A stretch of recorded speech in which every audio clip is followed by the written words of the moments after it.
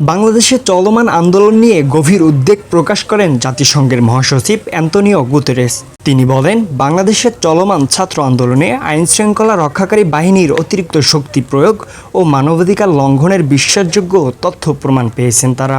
প্রশ্নোত্তর পর্বের শুরুতে তিনি বাংলাদেশে চলমান ছাত্র আন্দোলনে সব রকম সহিংসতার দ্রুত, স্বচ্ছ এবং পক্ষপাতিত্বহীন তদন্তের দাবি পূর্ণ ব্যক্ত করেন এবং এর জন্য যারা দায়ী তাদের জবাবদিহিতা নিশ্চিত করার আহ্বান জানান।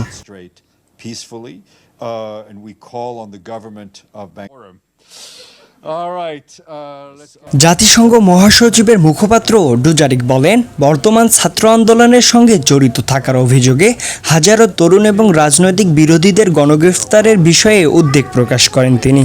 মত প্রকাশের স্বাধীনতা এবং শান্তিপূর্ণ সমাবেশের অধিকার চর্চার ক্ষেত্রে যথাযথ প্রক্রিয়ার গুরুত্বের উপর জোর দেন তিনি।